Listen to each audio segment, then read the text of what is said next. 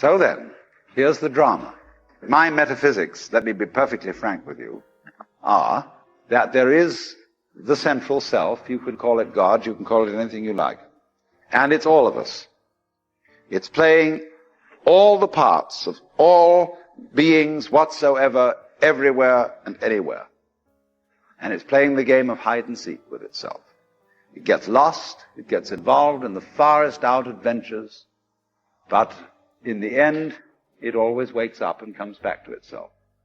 And when you're ready to wake up, you're going to wake up.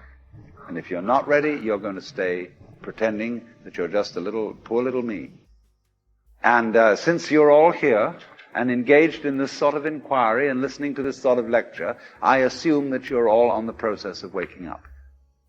Or else you're teasing yourselves with some kind of flirtation with waking up, which you're not serious about. But I assume maybe you are, not serious but sincere, that you are ready to wake up. So then, when you're in the way of waking up and finding out who you really are, you meet a character called a guru. As the Hindus say, this word, the teacher, the awakener. And what is the function of a guru? He's the man who looks at you in the eye. You know, you come to the guru and say, "Sir, I have a problem. I'm unhappy and I want to get one up on the universe, or I want to become enlightened. I want spiritual wisdom." And the guru looks at you and says, "Who are you?" You know Sri Ramana Maharshi, that great Hindu sage of modern times? People used to come to him and say, "Master, who was I in my last incarnation?" As if that mattered. And he would say, "Who is asking the question?"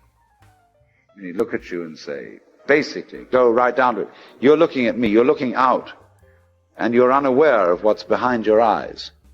Go back in and find out who you are, where the question comes from, why you ask. And if you've looked at a photograph of that man, I have a gorgeous photograph of it. And you look in those, I walk by it every time I go out of the front door.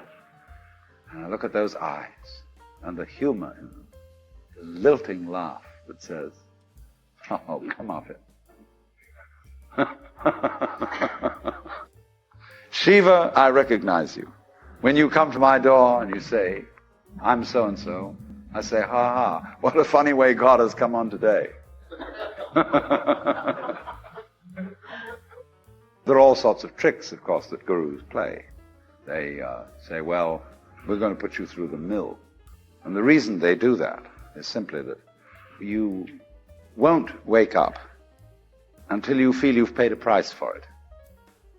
In other words, the sense of guilt that one has, or the sense of anxiety, is simply the way one experiences keeping the game of disguise going on. Do you see that? Supposing you say, "I feel guilty." Christianity makes you feel guilty for existing. That somehow, the very fact that you exist is an affront. You are a fallen human being. I remember as a child when we went to the services of the church on Good Friday, they gave us each a colored postcard with Jesus crucified on it. And it said underneath, "This have I done for thee. What doest thou for me?" You know, you felt awful. You nailed that man to the cross. Because you eat steak, you have crucified Christ. Because you killed the bull. After all, you depend on it. Mithra. It's the same mystery. And what are you going to do about that? "This have I done for thee, what doest thou for me?" You feel awful that you just exist at all.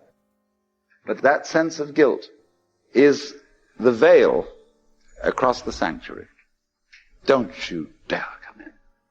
In all mysteries, when you're going to be initiated, there's somebody saying, don't you come in. You've got to fulfill this requirement, this requirement, this requirement, this requirement, then we'll let you in. And so you go through the mill. Why?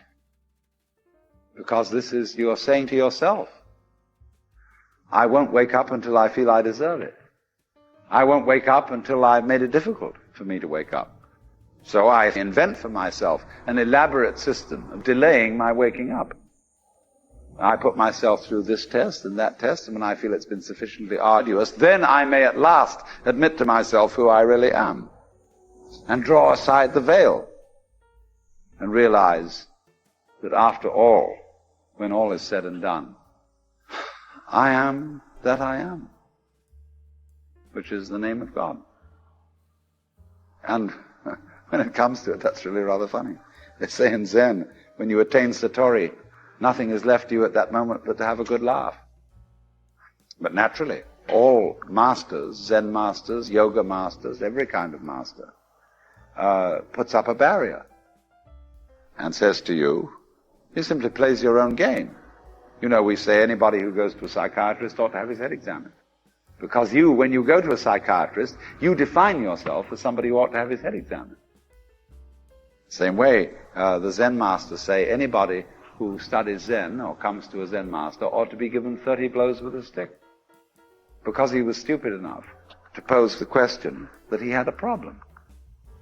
But you're the problem. You put yourself in this situation.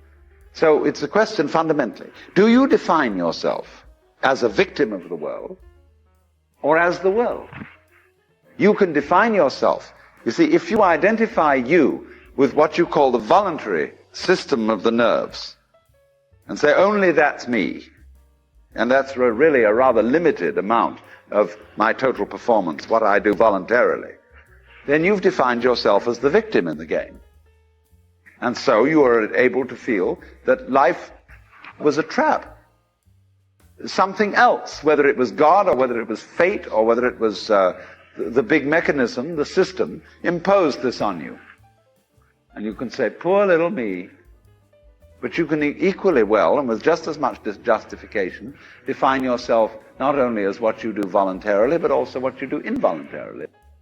Do you beat your heart or don't you? Or does it just happen to you? And if you define yourself as the works, then nobody's imposing on you. You're not a victim. You're doing it. Because you can't explain how you do it in words, because words are too clumsy. And it takes too long to say. You get bored with it. But actually, then you can say, with gusto, I am responsible for this life. Whether comedy or tragedy, I did it. And it seems to me that that is a basis for behavior and going on, which is more fundamentally joyous and profitable and great than defining ourselves as miserable victims or sinners or what have you.